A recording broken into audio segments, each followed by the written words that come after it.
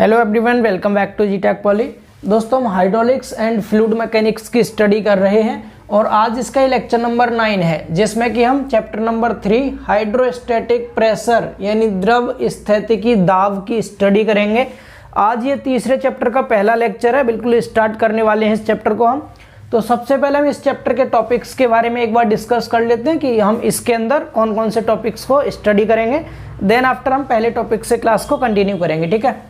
तो देखिए, सबसे पहला टॉपिक जो रहेगा हमारा इस चैप्टर में वो रहेगा प्रेशर और इंटेंसिटी ऑफ प्रेशर, यानी दाब या फिर दाब की तीव्रता।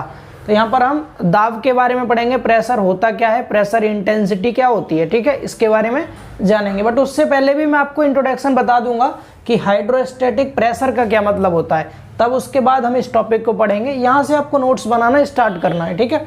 दूसरा टॉपिक हमारा रहेगा प्रेशर इन ए लिक्विड और relation between pressure and depth, यानी हमें ये यहाँ पर निकालना होगा किसी भी द्रव के अंदर दाब कितना होगा एंड जो प्रेशर होगा और गहराई होगी उसमें क्या रिलेशन होगा। मतलब किसी भी पानी के अंदर प्रेशर लग रहा है तो पानी के अंदर जिस गहराई पर प्रेशर लगेगा वो गहराई और प्रेशर इन दोनों में क्या रिलेशन होगा आपस में, इसकी स्टडी हम इस दूसरे टॉपिक में करेंगे। तीसरा टॉपिक हाइड्रोस्टैटिक पैराडॉक्स पढ़ेंगे हम। हाइड्रोस्टैटिक पैराडॉक्स आपके डिप्लोमा में ये पैराडॉक्स नाम से नहीं है, डिप्लोमा की बुक में जो दे रखा है वो दे रखा है effect of shape of vessel on liquid pressure, यानी लिक्विड प्रेशर का बर्तन के विभिन्न आकार पर क्या प्रभाव पड़ेगा, यानी अलग अलग शेप के अगर बर्तन होंगे तो किस शेप में प्रेशर ज़्यादा होगा, किस में कम होगा या सभी में बराबर होगा, इसकी बात हम करेंगे इस वाले टॉपिक में। ये मैंने पैराडॉक्स इसलिए लिख दिया क्योंकि एसएससी जेईई 2020 के एग्जाम में आया था, यही टॉपिक था सेम टू सेम, लेकिन वहाँ पर पूछा यह गया था हाइड्रोस्टैटिक पैराडॉक्स किसे कहते हैं। और हाइड्रोस्टैटिक पैराडॉक्स जो होता है वो यही होता है जो मैं आपको इस टॉपिक के अंदर पढ़ाऊंगा, इसीलिए आप इसको हाइड्रोस्टैटिक पैराडॉक्स के नाम से भी याद रखेंगे, ठीक। अभी आपको समझाएंगे आगे कैसे कैसे क्या क्या होता है ये। अगला टॉपिक हम पढ़ेंगे इसमें हाइड्रोस्टैटिक लॉ। हाइड्रोस्टैटिक लॉ क्या होता है, यानी द्रव स्थितिकी का नियम देखेंगे क्या होता है। देन आफ्टर हम प्रेशर हेड के बारे में पढ़ेंगे, उसके बाद फिर हम कन्वर्जन ऑफ प्रेशर हेड देखेंगे। देन आफ्टर पास्कल्स लॉ पढ़ेंगे, पास्कल का नियम। उसके बाद total pressure and centre of pressure, यानी संपूर्ण दाब तथा दाब केंद्र की बात करेंगे। अगर बात करें इसमें हम इंपॉर्टेंट टॉपिक्स की, तो सबसे ज़्यादा इंपॉर्टेंट टॉपिक्स इसमें लास्ट के दो हैं। एक तो पास्कल का नियम बहुत ज़्यादा इंपॉर्टेंट है और एक ये total pressure and centre of pressure. ये दो टॉपिक आपके वेरी वेरी इंपॉर्टेंट है, इनको आप वेरी इंपॉर्टेंट कर लेंगे। बाकी बेसिक समझना आप यहाँ से स्टार्ट करेंगे। जब ये सब कुछ समझ लेंगे तो आपको ये चीज़ें ऑटोमेटिक समझ में आने लगेंगी, ठीक है। उम्मीद है आप टॉपिक्स को समझ पाए होंगे। इनका आप स्क्रीनशॉट ले लीजिए एक बार, फिर हम पहले टॉपिक से स्टार्ट करते हैं। चलिए तो स्टार्ट करते हैं पहले टॉपिक से, प्रेशर और इंटेंसिटी ऑफ प्रेशर। अब इससे पहले मैं आपको थोड़ा सा इस चैप्टर का जो नाम लिखा है ना हाइड्रोस्टैटिक प्रेशर, इसके बारे में थोड़ा समझा दूं। हाइड्रोस्टैटिक प्रेशर, इसका मतलब क्या है। हमने हाइड्रोस्टैटिक के बारे में पढ़ा था पहले चैप्टर में। हाइड्रो मतलब आप सबको बताया था, हाइड्रो मतलब वाटर होता है। हाइड्रो मतलब क्या होता है, वाटर, ठीक है। और स्टैटिक मतलब रेस्ट होता है, रेस्ट, यानी कि कोई भी वाटर रेस्ट में है, पानी क्या है, रुका हुआ है, विराम अवस्था में है पानी, ठीक है। तो जब हम किसी भी द्रव की विराम अवस्था में स्टडी करते हैं, अध्ययन करते हैं, उसे कहते हैं हाइड्रोस्टैटिक। अब कोई भी द्रव अगर विराम अवस्था में है, रुका हुआ है, तो वो किसी बर्तन में रखा होगा, तो अब वह रुका हुआ जो द्रव है स्टैटिक पोजीशन में जो आपका लिक्विड है, वो लिक्विड उस बर्तन की दीवार पर प्रेशर लगाएगा, या कह सकते हैं एक तरह से जो बर्तन का क्रॉस सेक्शन एरिया होगा उसके ऊपर प्रेशर लगाएगा, तो वही क्या होता है, हाइड्रोस्टैटिक प्रेशर होता है। मतलब क्या है, कहने का क्या है, जैसे हमने यहाँ पर कोई एक अपना सर्कुलर वेसल ले लिया, कोई बर्तन है और यहाँ पर इसमें ये पानी भरा हुआ है, ठीक है। ये बर्तन था पूरा, नीचे इसमें क्या पानी भरा हुआ है। अब ये जो पानी है सपोज ये रुका हुआ है, बर्तन कुछ भी मान सकते हैं आप, थाली मान लो, इस तरह से कुछ भी कह दीजिए इसको। ये कोई बर्तन था, इसमें यहाँ पर क्या है, ये पानी भरा है, लिक्विड भरा हुआ कोई भी, और ये लिक्विड इस समय रुका हुआ है, रेस्ट में है। जब ये रेस्ट में है तो इस बर्तन का जो क्रॉस सेक्शन एरिया है, लाइक डेट मान लिया ए है, ये ए, ठीक है, इसका एरिया ए है। तो इस एरिया ए पर ये जो पानी ऐसे परपेंडिकुलर फोर्स लगा रहा है, लंबवत बल लगा रहा है, तो ये क्या कहलाएगा, ये इसका दाब होगा, प्रेशर होगा, इसको दबा रहा है नीचे की ओर, समझ पा रहे हैं ना। दबाव डाल रहा है इसके ऊपर, तो ये जो फोर्स लगा रहा है, ये जो लिक्विड है इस बर्तन के ऊपर जो फोर्स लगा रहा है, तो फोर्स अपॉन में एरिया, ये क्या कहलाता है, ये प्रेशर कहलाता है। और अगर ये पानी रुका हुआ है, रुका हुआ पानी किसी बर्तन की दीवार पर प्रेशर लगा रहा है, तो ये आपका हाइड्रोस्टैटिक प्रेशर हो जाएगा। यानी वाटर अगर रेस्ट की पोजीशन में तब प्रेशर लगा रहा है तो इसको हम हाइड्रोस्टैटिक प्रेशर कह देंगे। बोलिए इतना समझ पा रहे हैं सभी लोग? ठीक है, हाइड्रो मतलब वाटर, स्टैटिक मतलब रेस्ट, और प्रेशर मतलब प्रेशर आप जानते ही हैं। तो जब भी कोई वाटर रेस्ट की पोजीशन में किसी भी बर्तन की दीवार पर प्रेशर लगाता है तो आपका हाइड्रोस्टैटिक प्रेशर होता है। बोलिए इतना समझ आया सभी को? अब बात करते हैं प्रेशर की डेफिनेशन। तो ये तो आप बचपन से पढ़ते आ रहे हैं, pressure equal to force upon area होता है। ठीक है, ऐसे इसको डेफिनेशन की फॉर्म में क्या बोलेंगे, pressure is defined as normal force exerted by fluid per unit area. यानी फ्लूइड के द्वारा जो भी नॉर्मल फोर्स एक्सर्ट किया जाता है, ठीक है, किस पर यूनिट एरिया पर, तो इसको हम क्या कहते हैं, इसी को हम प्रेशर कहते हैं या फिर प्रेशर इंटेंसिटी कहते हैं। हिंदी में पढ़ सकते हैं, तरल द्वारा इकाई क्षेत्रफल पर लगाया गया लंबवत बल दाब या फिर दाब तीव्रता कहलाता है। ठीक है, इसी को हम प्रेशर या प्रेशर इंटेंसिटी कहते हैं। तो P equal to force upon area. अब कुछ बुकों में इसको तो प्रेशर को तो स्मॉल p से डिनोट कर रखा है और फोर्स को कैपिटल P से। तो अब इसमें कंफ्यूज ना होकर के फोर्स को आप F से डिनोट कीजिए, प्रेशर को P से डिनोट कीजिए। फिर आपको यहाँ स्मॉल और कैपिटल का चक्कर नहीं रखना है। ठीक है, बोलिए इतना समझ पा रहे हैं सभी? तो प्रेशर इक्वल टू क्या हो गया, फोर्स अपॉन एरिया। फोर्स हमारा न्यूटन में होता है और एरिया किस में होता है, मीटर स्क्वायर में। तो इसकी जो SI यूनिट होगी क्या हो जाएगी, न्यूटन पर मीटर स्क्वायर। यहाँ आप लिख सकते हैं इसकी SI यूनिट,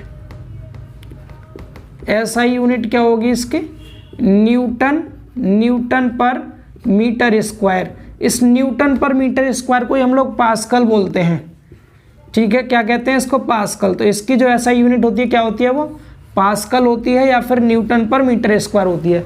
इतना सभी समझ पा रहे हैं? थोड़ा सा यूनिट कन्वर्जन याद रखेंगे आप। कहीं पर अगर क्वेश्चन में आपको किलो पास्कल लिखा जाए, KPA शॉर्ट में इस तरह से, इसका मतलब होता है किलो पास्कल, और किलो में 10 की घात 3 होता है, 10 की घात 3 पास्कल कह दीजिए, 10 की घात 3 पास्कल कह दीजिए, या फिर 10 की घात 3 कह दीजिए न्यूटन पर मीटर स्क्वायर। बोलिए इतना समझ पा रहे हैं सभी? इतना सभी को क्लियर है ये? ठीक है, ये वाला। ठीक, इसके बाद आगे बात करें हम, तो आप ये भी याद रखेंगे कि एक बार जो होता है, एक बार, 1 बार 10 की पावर 5 पास्कल के बराबर होता है। कितने, 10 की पावर 5 पास्कल या फिर 10 की पावर 5 न्यूटन पर मीटर स्क्वायर के बराबर होता है। बार भी प्रेशर की ही यूनिट होती है। इतना सभी को समझ आ रहा है? तो ये 1-2 यूनिट कन्वर्जन है, आपको ये भी याद रखने हैं। बाकी मैंने आपको बहुत सारे यूनिट कन्वर्जन बताए थे प्रेशर के बारे में जब हम प्रॉपर्टीज ऑफ फ्लूइड पढ़ रहे थे वहाँ पर। बाकी यहाँ पर ये 2 तो आपको मेनली याद रखने ही रखने हैं।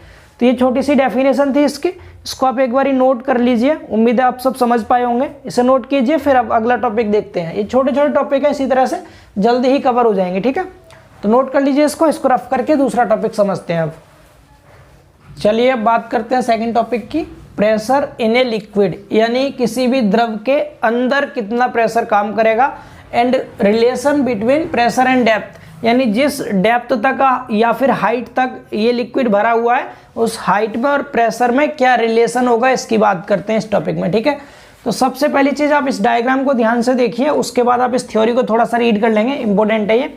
तो यहाँ पर देखिए डायग्राम में मैंने यहाँ पर कोई भी एक सिलेंड्रिकल बर्तन ले रखा है, कोई बेलनाकार बर्तन ले रखा है, और यहाँ पर मैंने इस H हाइट तक लिक्विड भर रखा है। ठीक है, लिक्विड मतलब मान लीजिए आप कोई पानी भरा हुआ है, कुछ भी कह सकते हैं आप।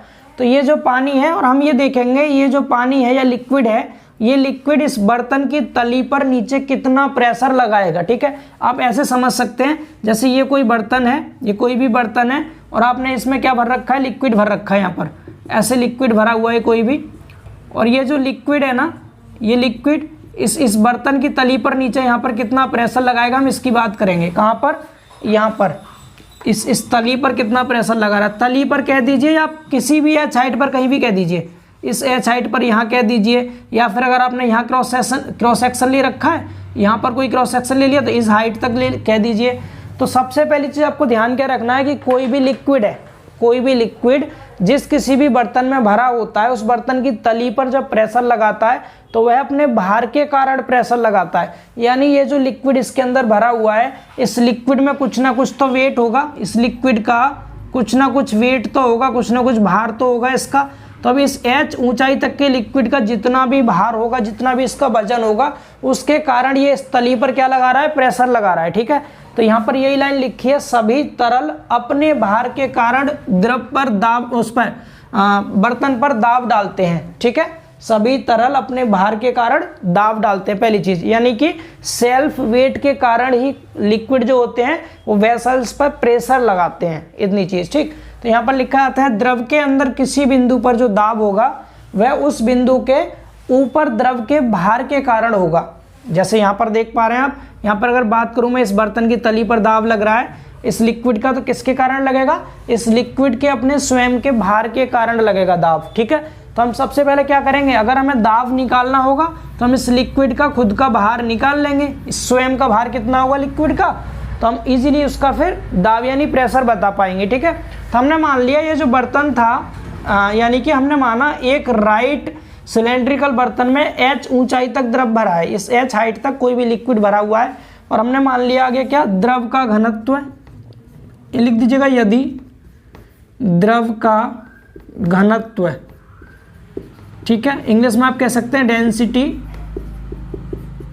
Density of liquid. आपने क्या मान लिया, डेंसिटी ऑफ लिक्विड मान लिया रो है, एंड ये जो बर्तन है, इस बर्तन की तली का क्षेत्रफल, ठीक है, बर्तन की तली का क्षेत्रफल, तली का क्षेत्रफल, area of bottom of vessel. ठीक है, एरिया वो मान लिया आपने ए है, समझ पा रहे हैं।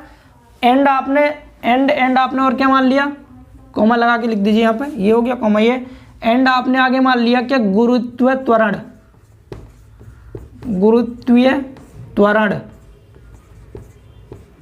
यानी ग्रेविटेशनल या ग्रेविटी एक्सेलरेशन, एक्सेलरेशन वो आपने मान लिया स्मॉल जी है। ठीक है, इतना आपने यहाँ पर मान लिया, ये चीज़ समझ पा रहे हैं सभी। अब मैं यहाँ पर बर्तन इसका द्रव का स्वयं का भार निकालूंगा, क्या, द्रव का स्वयं का भार, द्रव का स्वयं का भार, सेल्फ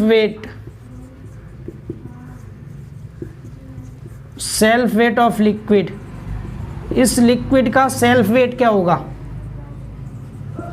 लिक्विड का सेल्फ वेट, सपोज मैं इस वेट को W से डिनोट कर रहा हूँ, W बराबर क्या होगा, तो हमने पढ़ा है किसी भी चीज़ का सेल्फ वेट W बराबर मास इंटू जी, mg होता है, W बराबर mg, ये सभी ने पढ़ रखा है। अब यहाँ पर हम चूंकि ये भी जानते हैं डेंसिटी इक्वल टू क्या होता है, मास अपॉन वॉल्यूम होता है, तो इस वॉल्यूम को इस साइड ले जाओ, तो यहाँ मास के प्लेस पर आप लिख देंगे W बराबर क्या आ जाएगा आपका निकल के, ये आ जाएगा रो इंटू वी इंटू जी, यही तो हो जाएगा। आप ऐसे ये B को आप इस साइड लेंगे तो क्या हो गया, B इंटू रो जी, यानी B इंटू रो ये हो गया, G पीछे लिखा हुआ था। ये बोलिए समझ आ रहा है सभी को।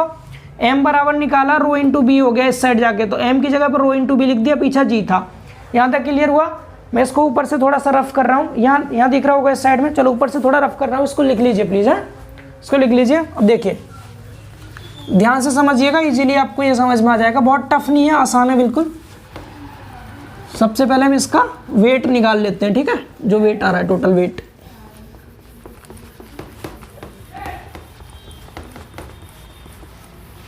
अब यहाँ पर देखिए, अब हम ये भी जानते हैं कि जो आयतन होता है हमारा, आयतन आप सबने पढ़ा है, किसी भी सिलेंडर है इसका आयतन हम इसको एरिया इंटू हाइट लिख सकते हैं, क्रॉस सेक्शन एरिया इंटू ऊंचाई, क्योंकि आयतन बराबर हमारा लंबाई गुणा चौड़ाई गुणा ऊंचाई होता है, तो लंबाई इंटू चौड़ाई को हमने एरिया कह दिया, तो एरिया इंटू हाइट कह सकते हैं। हम क्या कह सकते हैं, इस आयतन को कह सकते हैं एरिया इंटू हाइट, ठीक है। तो यहाँ से W बराबर क्या आ जाएगा निकल के, एरिया इंटू में हाइट, और पीछे क्या रो जी, ये क्या आ गया, W निकल के आ गया वेट, ठीक है। अब हमें निकालना है प्रेशर इंटेंसिटी, हमें दाब तीव्रता बतानी है, प्रेशर इंटेंसिटी P बराबर, जस्ट पीछे अभी आपने क्या देखा था, P बराबर फोर्स अपॉन एरिया था ना, तो फोर्स की जगह क्या लिखेंगे हम, यहाँ पर फोर्स क्या है, इस लिक्विड का स्वयं का भार ही तो इस पर बल लगा रहा है, तो यहाँ प्रेशर फोर्स क्या हो जाएगा, W अपॉन में एरिया। W की जगह W की वैल्यू पुट कर दो, यहाँ पर W की जब आप वैल्यू रखेंगे तो P बराबर क्या आ जाएगा, एरिया इंटू H रो G अपॉन नीचे भी एरिया, एरिया से एरिया कैंसिल आउट हो गया, तो P बराबर क्या आ गया, यहाँ से P बराबर आ गया रो जी एच।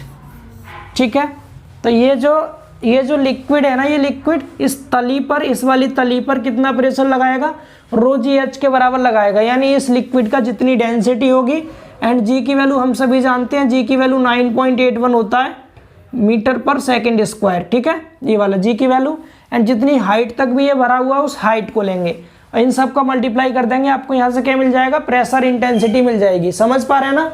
तो किसी भी लिक्विड के अंदर कितना प्रेशर लगता है पता चल गया, रो जी एच लगता है। ठीक है, अब यहाँ से आगे थोड़ा सा और देखिए, ये मिटा दे नीचे का।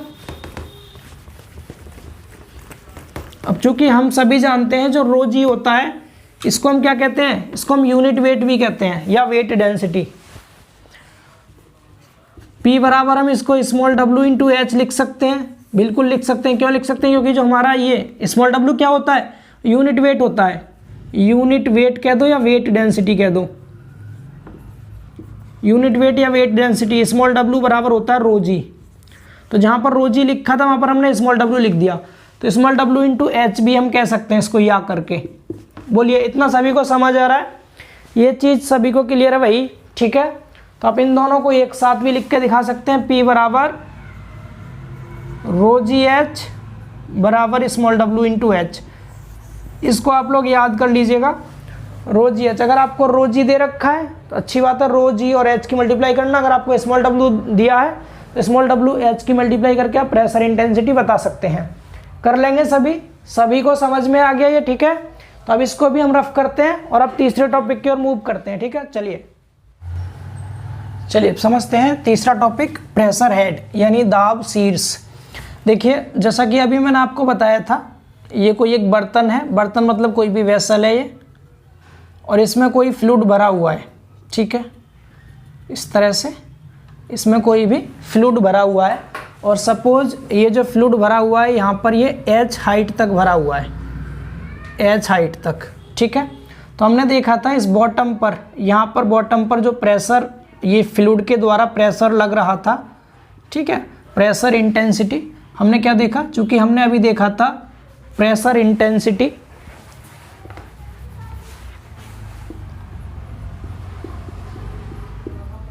प्रेशर इंटेंसिटी यानी दाब तीव्रता, प्रेशर इंटेंसिटी P बराबर जस्ट अभी क्या देखा हमने, रो जी एच आया था। ठीक है, P बराबर रो जी एच। अब यहाँ से अगर आप H की वैल्यू निकालेंगे तो क्या हो जाएगा, यहाँ से H इक्वल टू आ जाएगा P और अपॉन में रो जी क्या आ गया, P अपॉन रो जी। समझ पा रहे हैं। तो ये जो यहाँ पर H है ना, ये H क्या होता है हमारा, ये प्रेशर हेड होता है। H होता है यहाँ पर हमारा क्या, प्रेशर हेड यानी कि जिस लिक्विड के द्वारा किसी भी बर्तन के बॉटम पर या बर्तन की किसी भी सरफेस पर जिस लिक्विड के द्वारा प्रेशर लग रहा है, तो उस प्रेशर की इंटेंसिटी, और ये जो लिक्विड है ना जितनी हाइट तक भरा हुआ है, ये जो लिक्विड था, इस लिक्विड की जितनी हाइट है यही क्या होता है, प्रेशर हेड होता है, जो कि प्रेशर इंटेंसिटी और रो जी हम कहते हैं यूनिट वेट को या वेट डेंसिटी को, इन दोनों के रेशियो को ही हम क्या कहते हैं, प्रेशर हेड कहते हैं। समझ पा रहे हैं सभी। तो आप लोग इसकी थ्योरी यहाँ पर रीड कर सकते हैं। किसी स्थान पर द्रव का दाब शीर्ष जो H होता है, या उस स्थान पर दाब तीव्रता P तथा भार घनत्व कह दो आप, या फिर इकाई भार कह दो, भार घनत्व या इकाई भार यानी रो जी का अनुपात होता है। मतलब pressure head H of a liquid is the ratio of pressure intensity P and weight density या फिर यूनिट वेट रो जी। ठीक है, इन दोनों का रेशियो होता है। यहाँ से आप इसका फॉर्मूला याद कर सकते हैं, pressure head H equal to P upon rho g. बहुत आसान सा टॉपिक था, उम्मीद है सभी को समझ में आया होगा। ठीक है, कर लेंगे आप इसको इजीली कवर। अब चूंकि ये क्या है, डिस्टेंस है, ये डिस्टेंस है तो ये मीटर में होगा। किस में होगा, मीटर में। समझ पा रहे हैं सभी, ये मीटर में होगा आपका। चलिए अब इसको यहाँ से हटाते हैं और आगे देखते हैं। देखिए आप देख भी सकते हैं इसका यूनिट कैसे आएगा मीटर। तो आपने क्या देखा, प्रेशर इंटेंसिटी जो था हमारा वो न्यूटन पर मीटर स्क्वायर में था, और डेंसिटी किस में होगी, ये वेट डेंसिटी है, वेट डेंसिटी ये न्यूटन पर मीटर क्यूब में होती है, न्यूटन पर मीटर क्यूब में। तो यहाँ से सब कुछ कटेगा, ओनली मीटर बचेगा, ठीक है, क्योंकि यहाँ पर क्या न्यूटन से न्यूटन कटेगा, ये मीटर क्यूब ऊपर जाएगा, मीटर क्यूब से मीटर स्क्वायर कट के केवल मीटर बचेगा। समझ पा रहे हैं सभी, सबको क्लियर ये चीज़, ठीक है। बाकी आप डायरेक्ट समझ सकते हैं, एक तरह की दूरी ही तो है, ये डिस्टेंस ही तो है, तो मीटर में होगा। तो इसकी यूनिट भी आप लोग याद रखिएगा, ये मीटर में होता है। समझ गए सभी लोग। तो इस फॉर्मूले को इजीली आप याद कर सकते हैं, छोटी सी डेफिनेशन है, आप इसको भी याद कर सकते हैं, ठीक है। अब इसको रफ करते हैं और अगला टॉपिक देखते हैं। चलिए समझते हैं अब चौथा टॉपिक, हाइड्रोस्टैटिक पैराडॉक्स, या फिर इसका दूसरा नाम है इस टॉपिक का effect of shape of vessel on liquid pressure, यानी कि विभिन्न बर्तन के आकार द्रव दाब पर प्रभाव, विभिन्न बर्तन के आकार का लिख दीजिए बीच में, का द्रव दाब पर प्रभाव। यहाँ आप देख पा रहे हैं अलग अलग शेप के हमने वेसल ले रखे हैं, वेसल मतलब कुछ बर्तन ले रखे हैं, और हम देखेंगे इनकी शेप का, अलग अलग शेप है ना, तो इनकी शेप का द्रव के दाब पर क्या प्रभाव पड़ेगा। अब यहाँ पर आप ध्यान दीजिएगा थोड़ा सा, चूंकि हमने अभी देखा था जो हमारा pressure intensity P equal to है क्या होता है, वो रो जी एच होता है।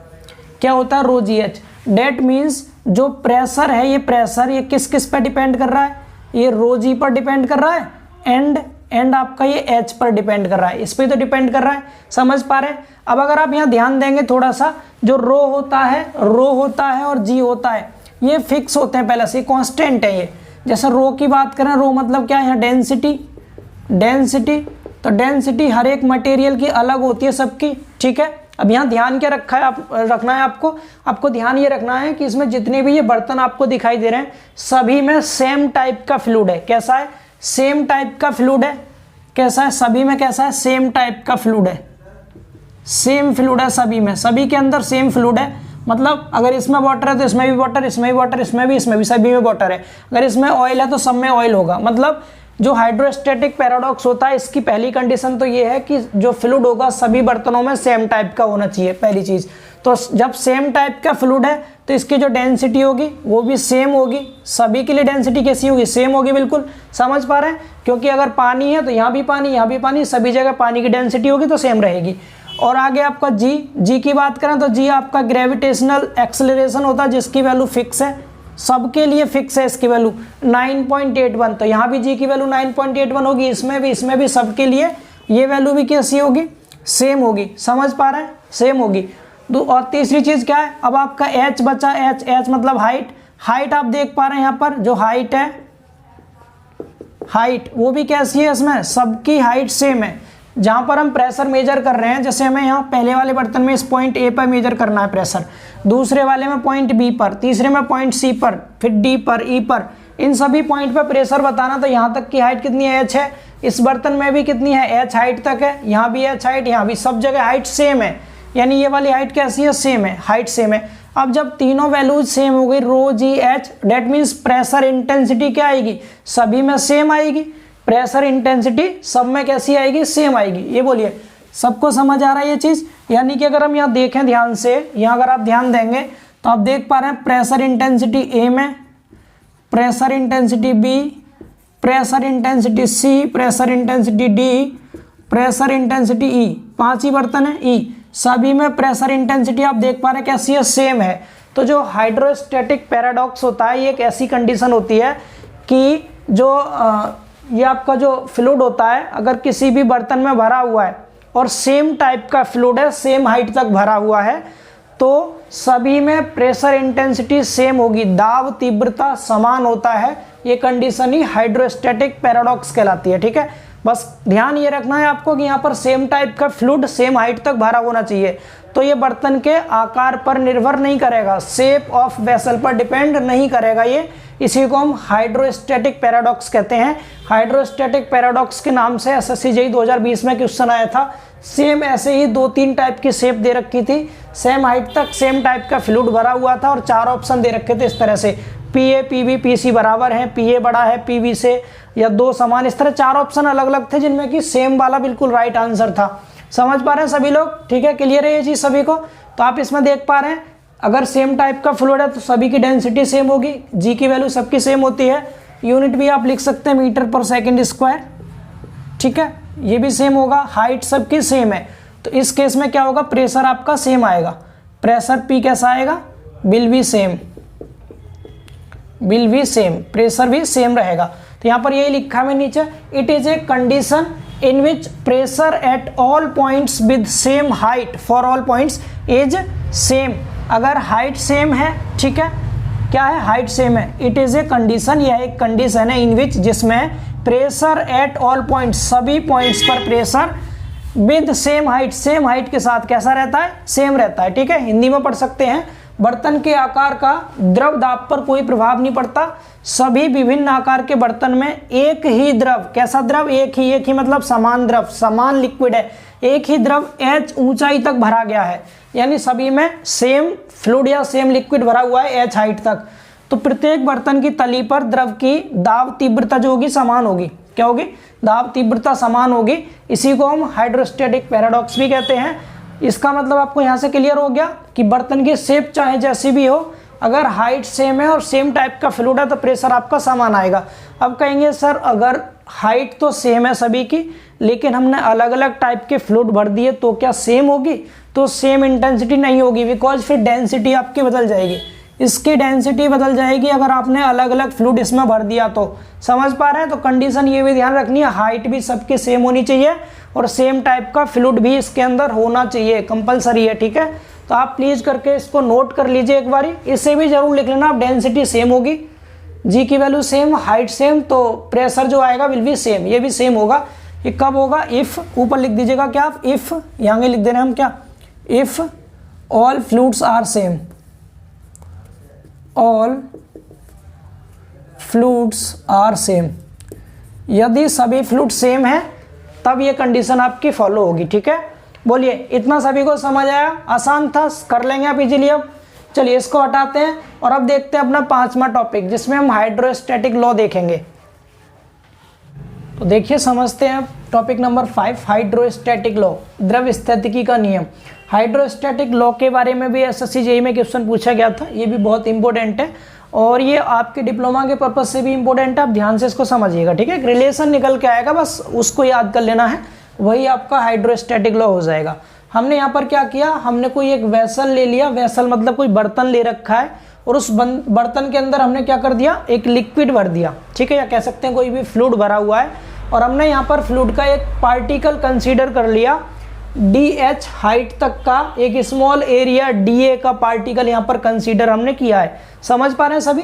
यहाँ क्या है, यहाँ कोई भी कंटेनर है, कोई बर्तन है, कोई वेसल है, उसके अंदर लिक्विड भरा हुआ है और हमने DH हाइट पर DA स्मॉल एरिया DA का एक पार्टिकल कंसीडर किया और इस पार्टिकल को हम एनालिसिस करेंगे। ठीक है, अगर आप इस पार्टिकल को ध्यान से देख पा रहे होंगे तो आप देख रहे हैं कि इस पार्टिकल के टॉप वाले सरफेस पर प्रेशर लग रहा है ऊपर से ऐसे, इस तरह से नीचे की ओर। समझ पा रहे हैं? अगर मैं इसको अलग से आपको बना के दिखाऊं इस पार्टिकल को, जैसे ये कोई पार्टिकल है यहाँ पर, ये क्या है, ये कोई भी पार्टिकल था आपका, इसी पार्टिकल को थोड़ा जूम करके दिखा दिया मैंने यहाँ, ये तो आप देख रहे हैं इस पार्टिकल पर यहाँ पर एक प्रेशर लग रहा है इस तरह से।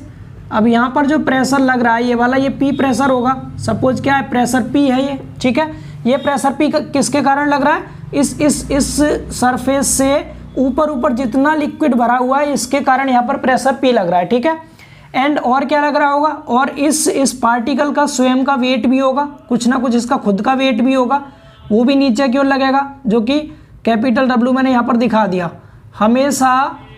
हमेशा किसी भी कोई भी लिक्विड हो या कोई भी मटेरियल हो, उसका वेट नीचे की ओर कार्य करता है, ऑलवेज टाइम डाउनवर्ड एक्ट करता है। ठीक है, उसका जो सेल्फ वेट होता है, एक तो प्रेशर P लग रहा है नीचे की ओर, और क्या लग रहा है, और इस पे W लग रहा है नीचे की ओर। ठीक है, ये जो हाइट है इसकी यहाँ से यहाँ तक की कितनी है, DH हाइट है। सुनिएगा ध्यान से, समझ में आ जाएगा इजीली। ये DH हाइट है, तो आप लोग देख पा रहे हैं, अगर यहाँ पर देखें हम इस नीचे वाले सरफेस पर, यहाँ पर, तो यहाँ पर प्रेशर की वैल्यू और बढ़ जाएगी, इस DH हाइट तक का प्रेशर नीचे की ओर और बढ़ जाएगा। समझ पा रहे हैं? इस DH हाइट तक का, यानी कि यहाँ से यहाँ तक भी फ्लूइड है ये वाला, तो इसके कारण भी नीचे को और प्रेशर बढ़ जाएगा। तब इस प्रेशर को इक्विलिब्रियम में रखने के लिए नीचे से जो प्रेशर लगेगा वो कितना हो जाएगा, यहाँ से नीचे से जो प्रेशर लगेगा वो प्रेशर बढ़ जाएगा ना। अब कितना हो जाएगा वो प्रेशर, अगर ऊपर से P लग रहा है तो नीचे से ऊपर की ओर P लगेगा, और प्लस में DP मतलब स्मॉल p प्रेशर P और इसमें DP और ऐड हो जाएगा। ठीक है, स्मॉल प्रेशर DP इसमें और ऐड हो गया। ये क्यों ऐड हो गया, क्योंकि DH हाइट तक का जो फ्लूइड या लिक्विड है वो भी नीचे की ओर प्रेशर लगाएगा, उसके कारण यहाँ पर प्रेशर की वैल्यू बढ़ गई। बोलिए इतना सभी को समझ आ रहा है, ये चीज़ क्लियर है। अगर मैं यहाँ देखूँ in equilibrium condition, in equilibrium condition यानी संतुलन की अवस्था में अगर आप देखेंगे तो नीचे की ओर कौन कौन से प्रेशर लग रहे हैं, नीचे की ओर एक तो P लग रहा है, P लग गया। ठीक है, प्लस में अब ये तो प्रेशर था, अगर प्रेशर को हम फोर्स में कन्वर्ट करें तो प्रेशर इनटू एरिया, तभी तो फोर्स निकलेगा। हमने पढ़ा है pressure equal to force upon area होता है, तो इस एरिया को इस साइड ले जाओ तो P इंटू ए हो जाता है आपका फोर्स। फोर्स बराबर क्या हो जाएगा, प्रेशर इंटू एरिया होगा, एरिया। अब हमने यहाँ पर प्रेशर कितना माना है, हमने प्रेशर माना है यहाँ पर P लग रहा है, और एरिया इसका DA ले रखा है, तो P इंटू DA होगा। ये जो प्रेशर है इसका मैं फोर्स अगर निकालूं, प्रेशर फोर्स, तो P इंटू DA आएगा नहीं आएगा, बोलिए क्लियर है इतना यहाँ तक। प्रेशर फोर्स आ गया, प्लस में और क्या लग रहा है, और ये W लग रहा है। W तो पहले से ही वेट की फॉर्म में, इसको तो W ही रखेंगे, ये तो वेट है, वेट मतलब ये फोर्स है, ये प्रेशर के टर्म में नहीं है। ठीक है, यानी ये प्रेशर इंटेंसिटी है आपका P, और ये W क्या है, एक तरह का बाहर है, लोड है, तो हमने इसको भी क्या किया, फोर्स में कन्वर्ट कर लिया, ये पहले से फोर्स के टर्म में है। नीचे की ओर तो सिर्फ ये दो चीज़ काम करेंगी। अब देखो ऊपर की ओर क्या लगेगा, ऊपर की ओर देखो ये लग रहा है, प्रेशर इंटेंसिटी कितनी है, यहाँ P है प्लस में DP है, यही तो लग रहा है। लेकिन ये क्या है, ये प्रेशर इंटेंसिटी है, इसको फोर्स में कन्वर्ट करने के लिए एरिया से मल्टीप्लाई करेंगे, DA। जैसे हमने यहाँ पर ये प्रेशर इंटेंसिटी को DA से मल्टीप्लाई किया तो फोर्स बन गया। W तो पहले से ही फोर्स होता है, यहाँ पर क्या है, ये प्रेशर इंटेंसिटी है, इसको भी DA से गुणा किया तो ये भी आपका फोर्स बन गया। तो इक्विलिब्रियम में आपका नीचे की ओर लगने वाला फोर्स इक्वल टू ऊपर की ओर लगने वाला फोर्स हो गया।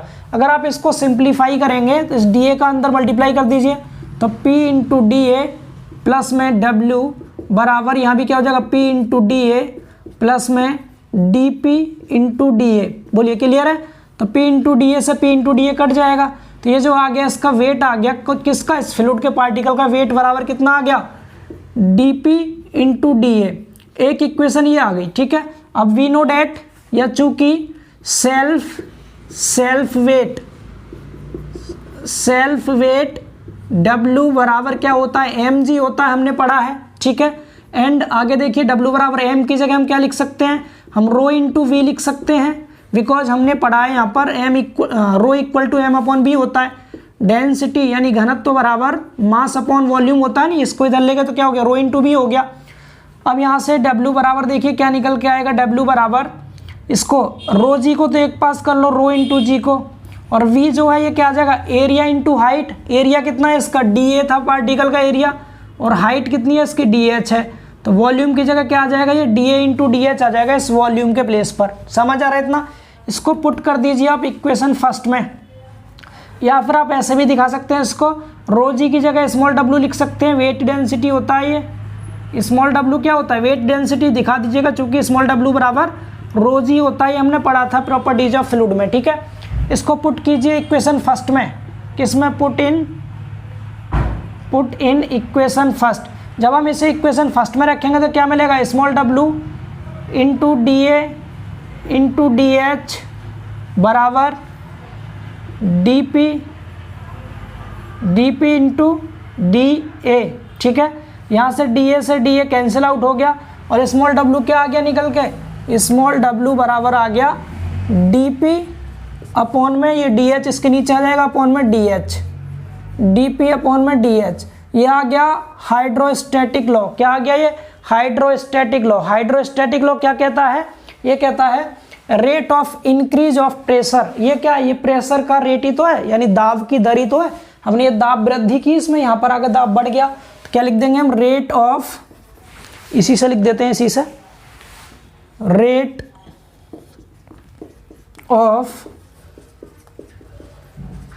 Of increase of pressure, rate of increase of pressure in vertical direction. Vertical direction H के रिस्पेक्ट में ही तो है, इन वर्टिकल डायरेक्शन,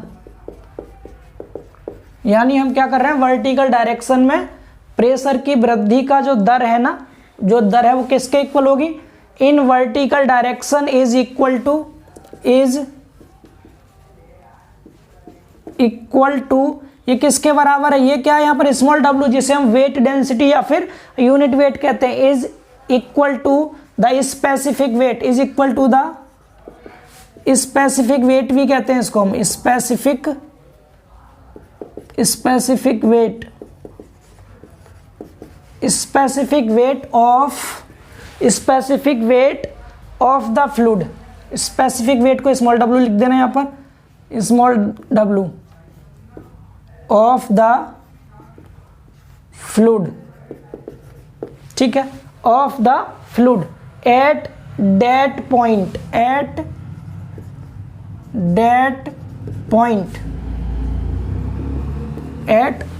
पॉइंट, ठीक है।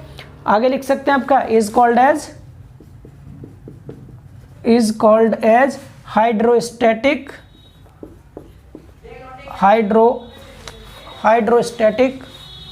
is called as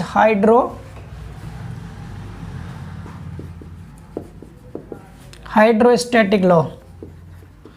हिंदी में आप क्या बोल सकते हैं, हिंदी में बोल सकते हैं क्या, rate of increase of pressure in vertical direction, मतलब ऊर्ध्वाधर दिशा में दाब वृद्धि की दर, लिख दो यहां, ऊर्ध्वाधर दिशा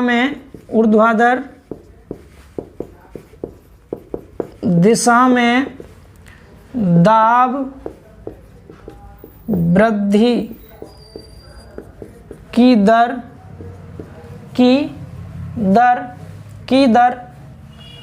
उस बिंदु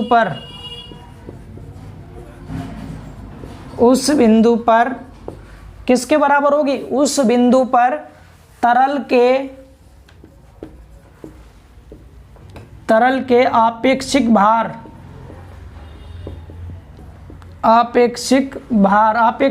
कह दो, भार घनत्व कह दो, या फिर इकाई भार कह दो, आपेक्षिक भार के बराबर होती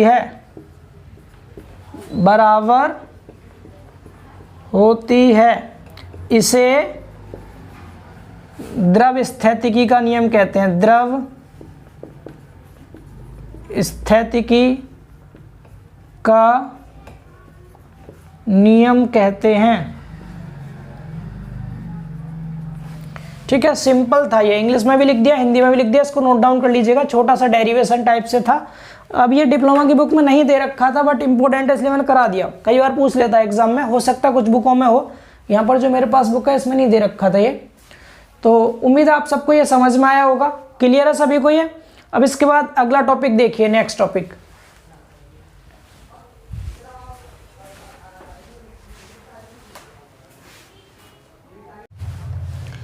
चलिए अब छठा टॉपिक देखते हैं, conversion of pressure head of one liquid into pressure head of another liquid, यानी द्रवों के दाब शीर्ष का आपस में बदलना, या कह सकते हैं आप एक द्रव के दाब शीर्ष को दूसरे द्रव के दाब शीर्ष में बदलना। कैसे चेंज करेंगे प्रेशर हेड को एक दूसरे में, सबसे पहली चीज, जब भी आप प्रेशर हेड को एक दूसरे में चेंज करेंगे तो आपके पास एक से ज्यादा लिक्विड होने चाहिए।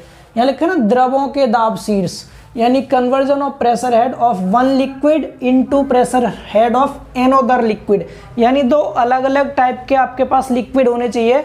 जैसे आप लिख सकते हैं यहाँ पर क्या, माना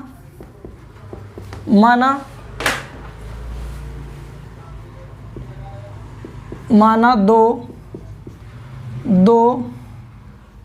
अलग अलग द्रव, माना दो अलग अलग द्रव H1 तथा H2 हाइट पर, H1 तथा H2 ऊंचाई पर दो विभिन्न बर्तनों में, दो विभिन्न बर्तनों में, विभिन्न मतलब डिफरेंट वेसल्स, दो विभिन्न बर्तनों में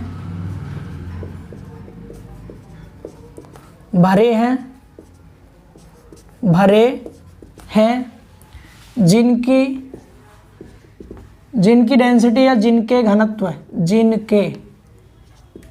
जिनके घनत्व ρ1 तथा ρ2 हैं।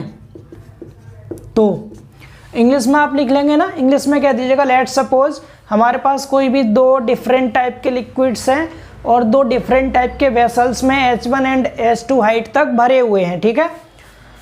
तो इस केस में क्या करेंगे आप आगे, घनत्व ρ1 तथा ρ2 हैं, तो पहले द्रव की दाब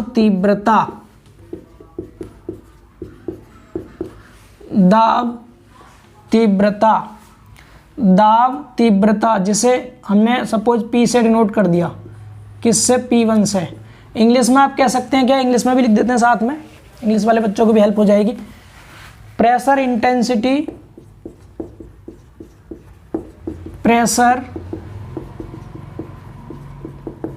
इंटेंसिटी ऑफ फर्स्ट लिक्विड या वन लिक्विड कह दीजिए, पहला है ना, तो पहला मतलब वन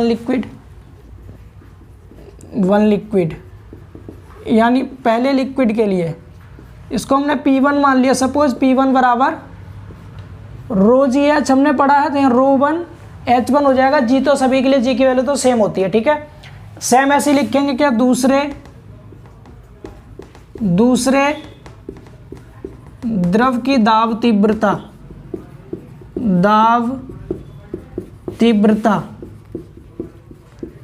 यानी pressure intensity of another liquid,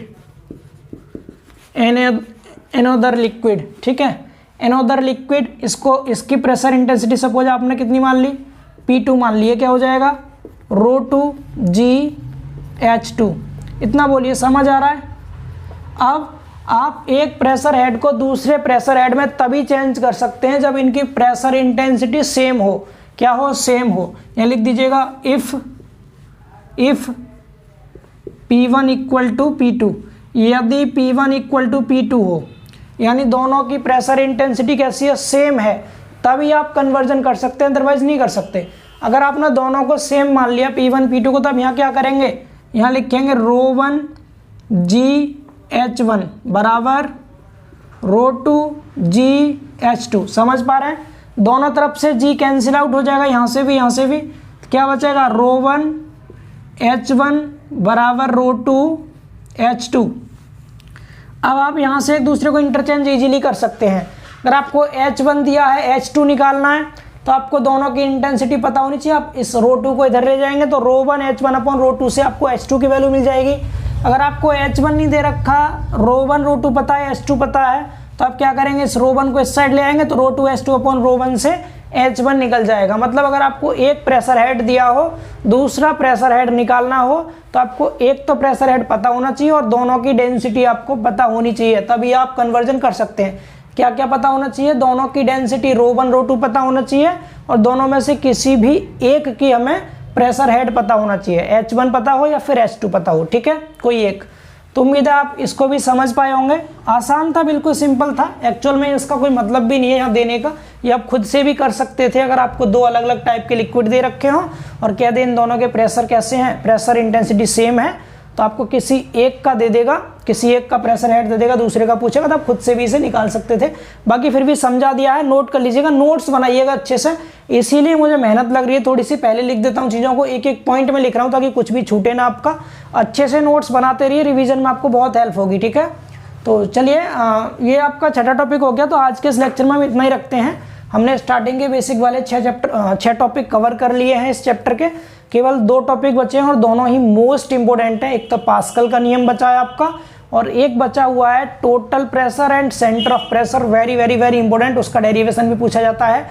और कुछ बच्चों के मन में ये डाउट चल रहा होगा कि सर हमने प्रेशर में तो हमारे चैप्टर में बहुत कुछ दे रखा है, अभी हमने मैनोमीटर दे रखा है, पीजोमीटर दे रखा है, U2 पीजोमीटर दे रखा है, मेजरमेंट ऑफ प्रेशर है ना, एटमॉस्फेरिक प्रेशर क्या होता है, एब्सोल्यूट प्रेशर क्या होता है, तो वो सब कुछ है आपके सिलेबस में, लेकिन उसे हम अलग चैप्टर में पढ़ेंगे, मेजरमेंट ऑफ इसके बाद चलेगा वो वहाँ कवर करेंगे। ये अलग से चैप्टर है हाइड्रोस्टैटिक प्रेशर, तो दोनों में डिफरेंस है, अलग अलग करके पढ़ेंगे। हो सकता है कुछ बुकों में दोनों चैप्टर एक ही साथ दे रखे हों, तो आपको बिल्कुल चीज़ों को आसान करते चलना है, ठीक है। इसीलिए मैंने यहाँ तक जितना समझाया सिंगल टॉपिक में पूरा समझा सकता था, मैंने अलग अलग टॉपिक के नाम लिख करके तब आपको समझाया ताकि आपको चीज़ें आसान लगे, क्लियरली समझ में आए। तो चीज़ों को मिक्स ना करके बिल्कुल डिफरेंट टाइप से समझते चलिए और आसान से आसान तरीके से पढ़ते चलिए, जिससे कि चीज़ें हमें बहुत आसानी से याद रहें टॉपिक वाइज। क्लियर ना? तो हाइड्रोस्टैटिक चैप्टर मैंने अलग किया है, मेजरमेंट ऑफ प्रेशर को अलग से पढ़ेंगे हम, ठीक है। कुछ बुकों में तो अलग अलग है ये, कुछ में एक ही में दे रखे हैं, तो बिल्कुल कंफ्यूज ना हो आप लोग। जब प्रेशर के बारे में सब कुछ कंप्लीट हो जाएगा तब आप देखिएगा अपनी बुक को खोल करके, कुछ भी नहीं बचेगा। उसके बाद भी कोई टॉपिक रह जाता है तो आप कमेंट सेक्शन में जरूर लिखें, हम उसको कवर कराएंगे आपको, ठीक है, जरूर कराएंगे।